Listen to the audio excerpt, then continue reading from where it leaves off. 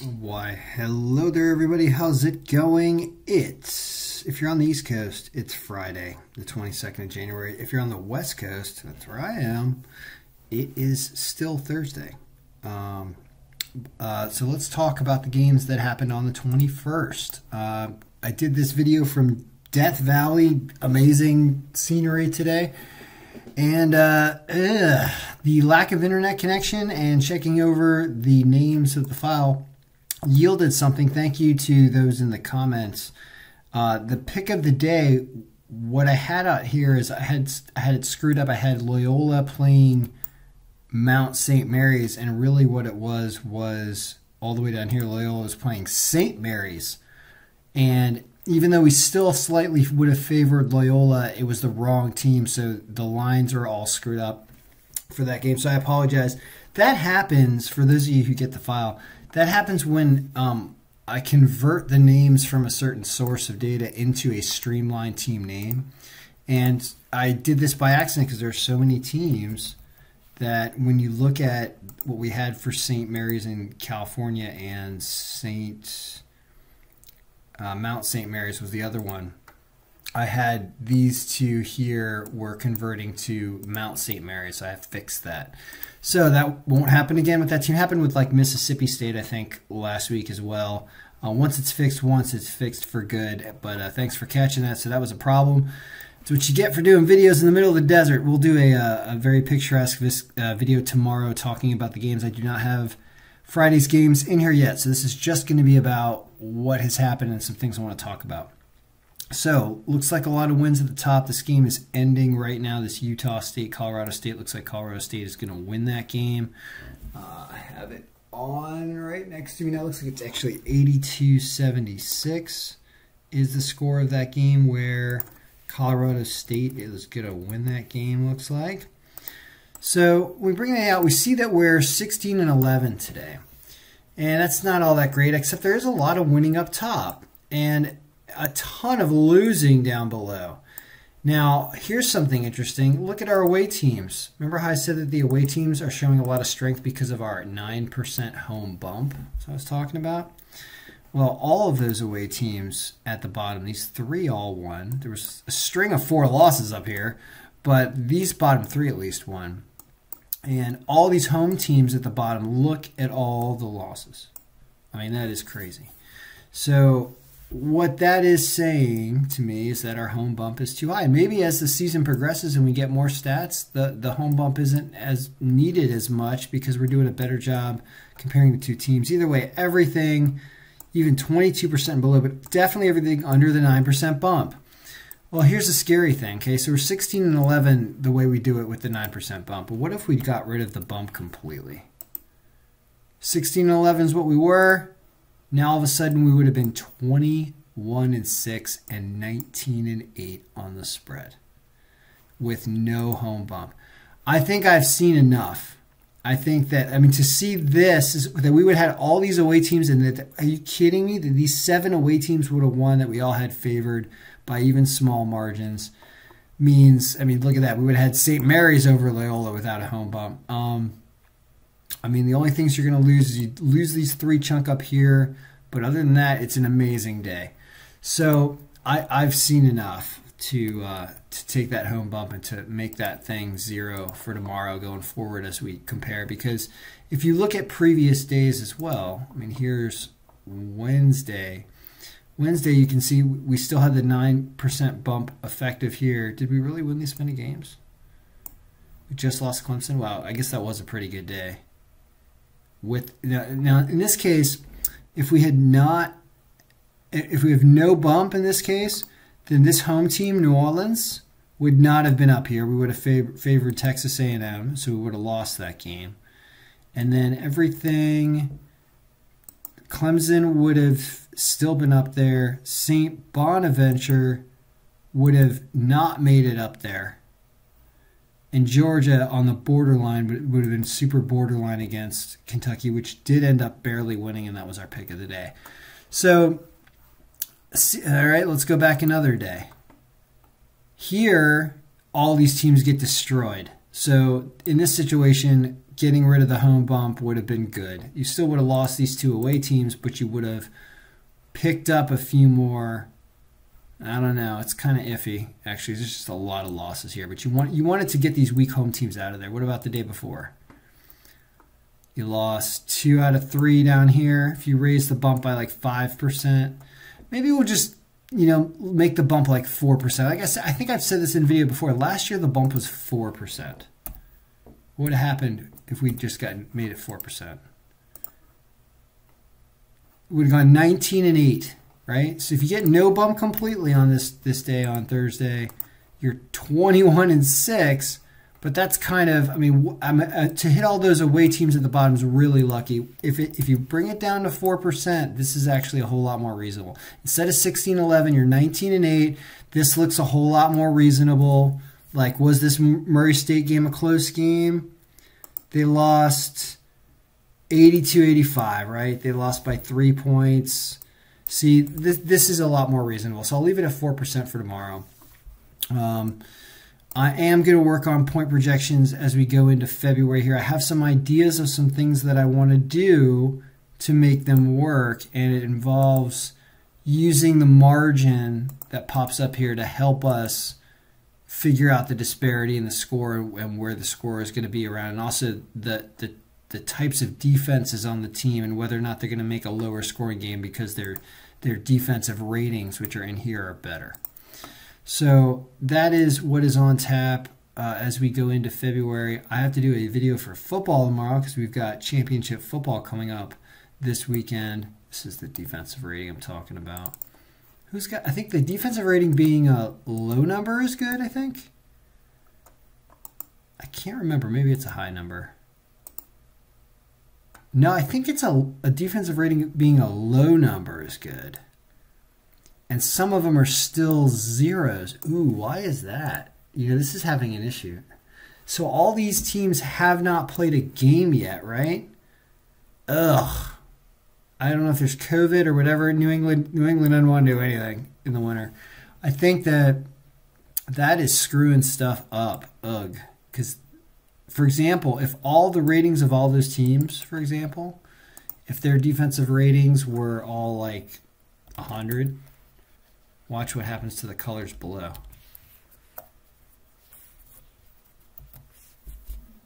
Nothing? Really? Huh, really? No way. I'm going to look at some conditional formatting in here. That doesn't make any sense. Let's find out.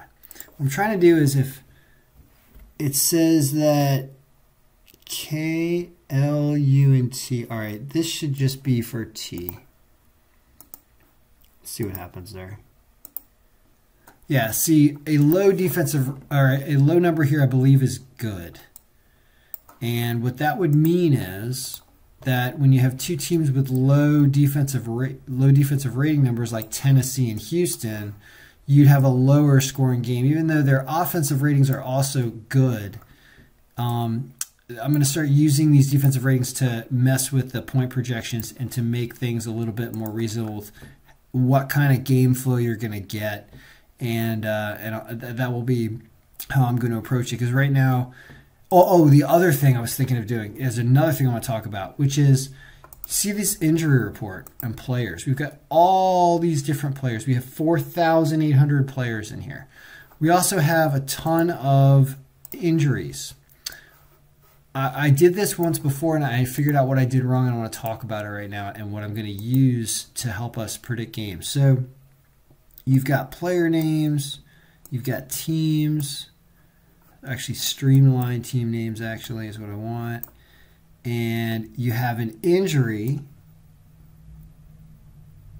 and you've got a score that is being calculated. Now, I'm doing it right now is if the player has an injury at all, if the player has an injury, I'm removing their contribution completely. So we have players that are playing, which means there's no injury, And then we have players that are not playing. And you see that the percentage here is always going to be 0. Now, I figured that it would be a better idea for us to see what it is exactly that is hurt, like the contribution of the player and whether or not they would be contributing to the game regardless. I'm doing a lot of formatting of this as we go here because I'm a little I'm annoying when it comes to this. I like to do the formatting. So this is a contribution score of the player and all the players really that are playing for that team. Now, what we can do with injuries here is we can create a slicer for injury. And we can also, instead of removing all the points that this player would contribute to the game, we could say that it's not just if it's playing. We're going to say that that no matter what happens, we're going to calculate the score. All right, and what this is going to do is it's going to show us who's injured and how impactful that player is. We're getting somewhere, don't worry. I know it's a little slow. Okay, boom. For example, Air Force has 12% that's hurt right now. Now that we can do that, watch this. We are going to put the injuries up here. And here you have all the different types of injuries. We're going to collapse the teams again. And another thing that we're going to do is we're going to do something called grouping. And we are going to create a subgroup of everything except the word playing. Like playing is going to go over here because playing means that they're not hurt. And everybody else is going to be grouped as an injury. Group them. We're going to call them injury. Injured.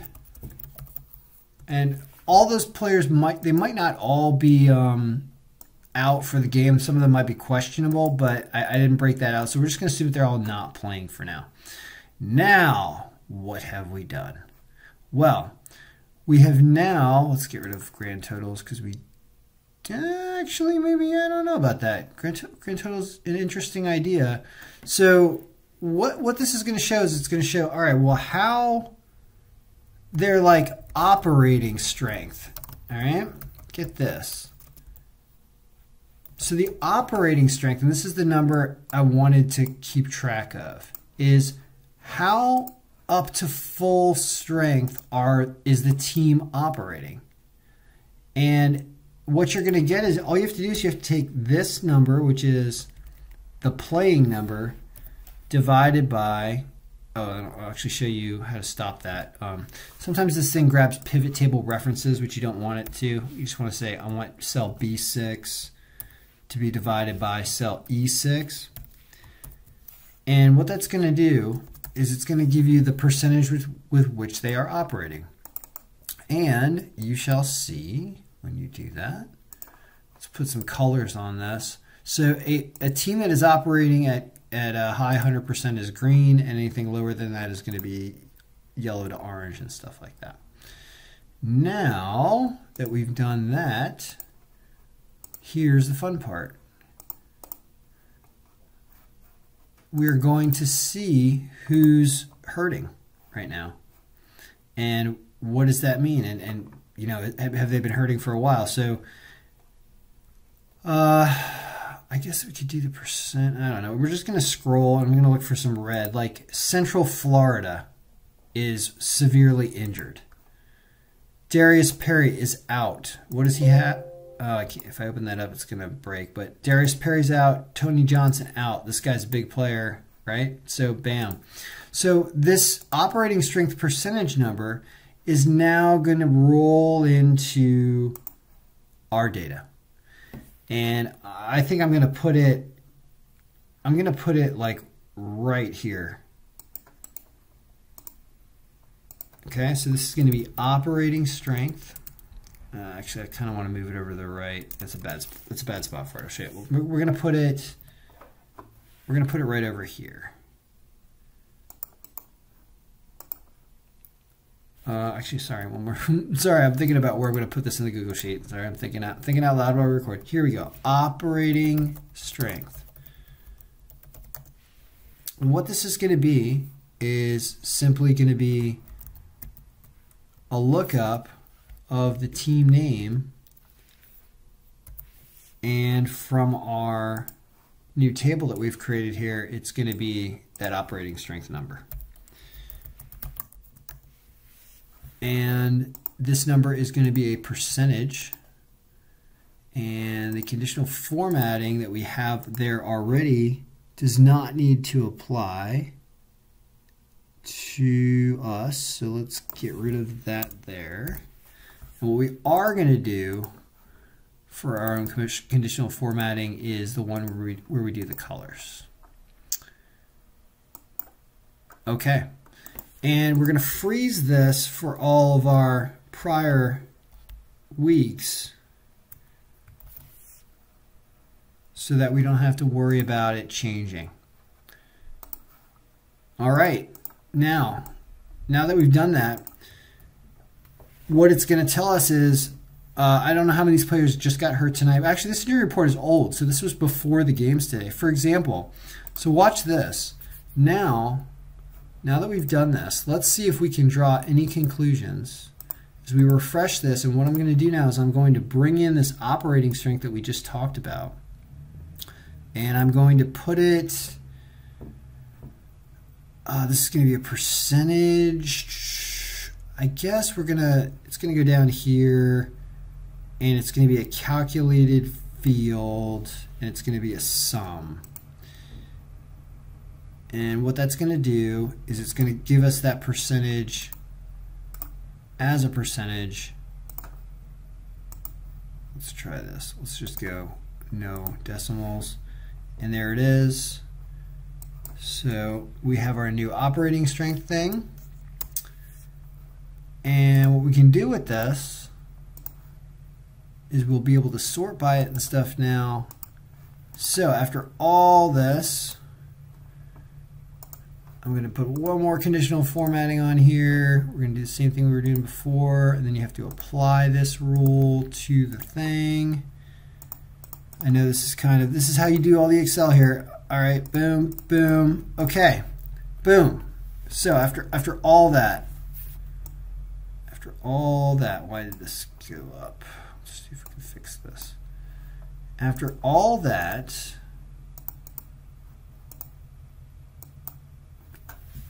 what I wanted to do is this. I wanted to say, are the teams that are hurting the most losing the most? And the way we're going to sort by that is we're going to sort. We're going to say operating strength ascending. Operating, where are you? No, not opponent escape plate. Operating strength ascending. And you can see that of these teams that are hurting, not many are hurting all that much, right? It's still only the 80th percentile. They all won their games. Their margins were really high, though. Anybody with a low margin who was hurting lost, right? Here's what I'm talking about. What I'm saying here is that this game of which, okay, here we go. Here's some actionable intelligence. This is what I'm talking about. Here we had this game where we had Wichita State at 140 on the road. Turns out that they're only operating at 90% because somebody was hurt. Who was hurt? This is going to be our injury pivot.